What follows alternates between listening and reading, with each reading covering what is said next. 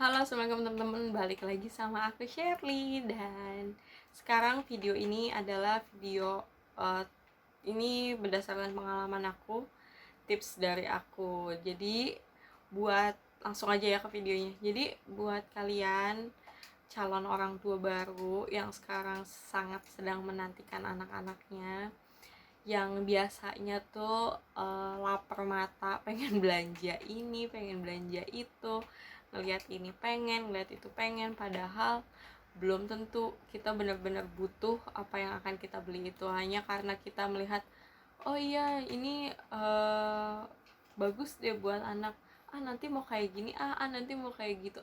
Nah, hal-hal kayak gitu sih yang sangat menguras budget menurut aku. Ini aku cuma ngambil salah satu contoh yang menurut aku banyak yang salah dari hal ini gitu. Nah, apa itu?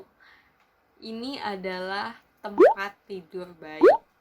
Menurut aku ini adalah hal yang sangat tidak penting menurut aku loh ya, nggak tahu itu tiap orang kan beda-beda. Ini pandangan aku aja. Kenapa? Karena tempat tidur bayi itu, kalau misalnya kalian beli tempat tidur bayi, kalau menurut aku ada hal-hal yang sangat harus dipertimbangkan gitu, plus minusnya. Yang pertama, ini pasti harga.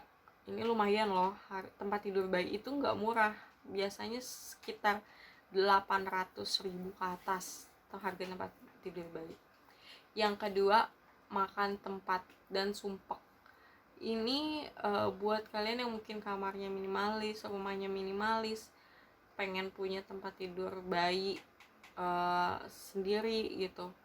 Ini menurut aku sangat makan tempat gitu, karena tempat tidur bayi itu gede loh, gede banget gitu. Jadi justru malah jadi gimana ya, jadi nyempit-nyempitin, karena aku merasakan itu. Aku tuh di kamar gak terlalu luas, jadi aku bingung kalau waktu mau beli tempat tidur bayi, nanti takutnya cuma pakai sebentar, takutnya anaknya nanti nggak betah, terus nanti mau ditaruh di mana gitu tempat tidur bayinya, malah jadi sayang.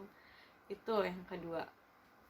Yang ketiga, itu tadi yang aku sebutin, bahwa belum tentu anak itu mau loh tidur di tempat tidur itu gitu. Kenapa? Karena kenyamanan anak itu beda-beda gitu. Mungkin ada saudara kita, teman kita yang anaknya tidur di baby box dan dia nyaman-nyaman aja. Belum tentu.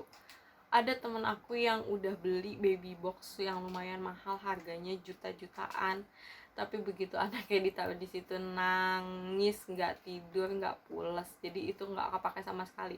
Yang akhirnya baby box itu hanya untuk dipakai tempat buat naruh barang-barang gitu loh, kayak misalnya naruh tas, naruh perabotan, naruh barang, dan itu malah jadi sumber nyamuk. Kalau menurut aku, tahu sendiri nyamuk tuh paling seneng kalau di tempat yang banyak barang gitu kan. Nah, itu yang ketiga.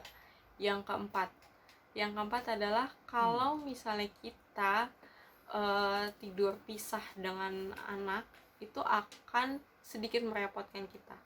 Kenapa merepotkan? Karena kalau kita anak bangun tengah malam dan kita akan nyusuin, itu kita harus bangun dari tempat tidur, kita angkat bayi kita, dan baru kita menyusui. Itu lumayan menguras tenaga, karena kan kalau misalnya namanya baru melahirkan itu kan capek, ngantuk gitu. Waktu baru tidur sebentar anak nangis, kita kaget bangun, harus bangun dari tempat tidur gitu, angkat bayi kita. Itu lumayan effort sih, ya lelahnya di situ gitu. Ya walaupun misalnya ada di kasur bayinya ada di sebelah kasur kita, tapi kan kita harus bangun untuk ngambil anaknya. Itu yang keempat. Nah, 4 hal itu yang jadi pertimbangan aku untuk beli baby box. Aku bener-bener hampir banget beli baby box pada saat itu, tapi untungnya nggak jadi. Karena kalau nggak salah waktu itu udah mau beli, tapi barang itu hanya ada display, jadi nggak ada barang yang barunya gitu, jadi kita nggak jadi.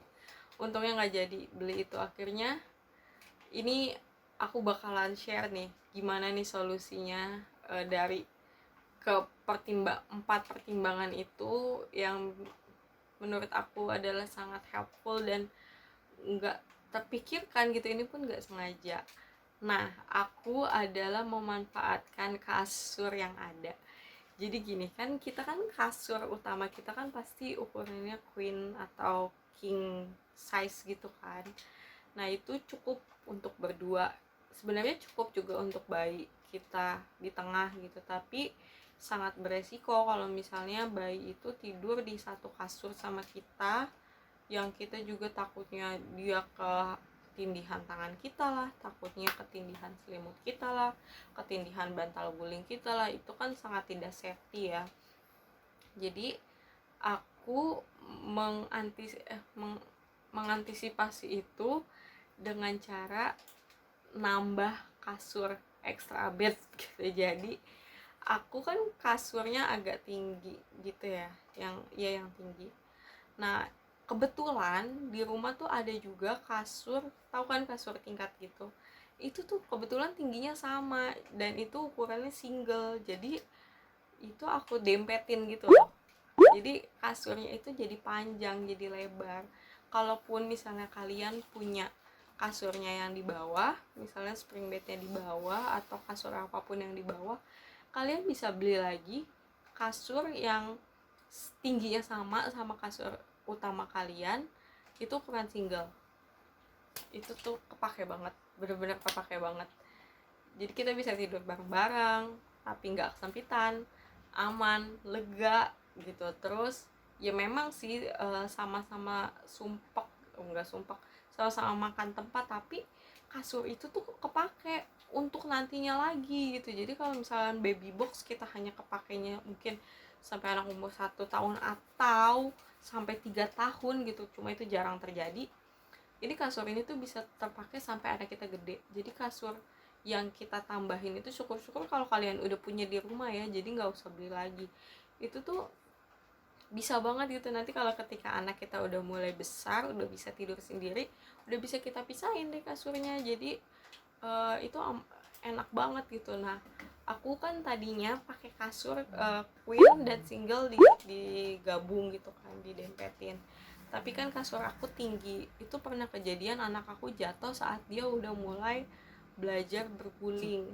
Akhirnya aku keluarin tuh kasur yang singlenya, kasur tambahannya, aku beli lagi kasur busa lantai. Jadi kasur busa Inoak kalau nggak salah, waktu itu aku beli yang cuma tingginya 10 cm buat di lantai, itu buat anak aku tidur. Jadi aku nggak beli kasur anak, aku nggak beli kasur bayi.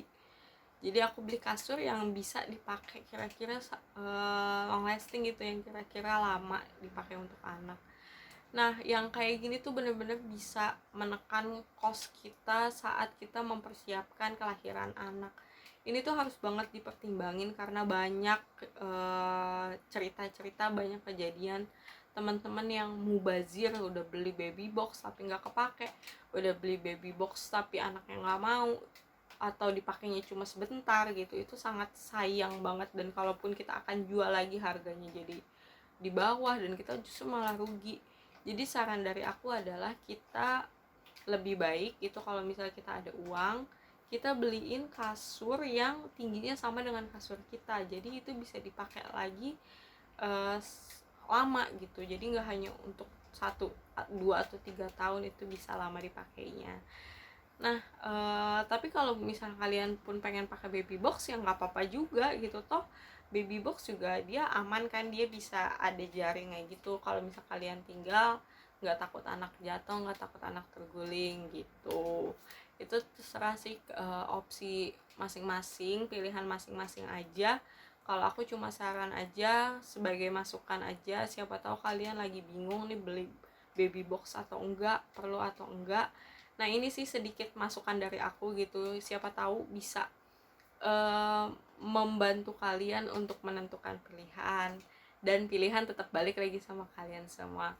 Oke, jadi segini aja video dari aku, semoga bermanfaat. Jangan lupa di like dan di subscribe. Bye bye.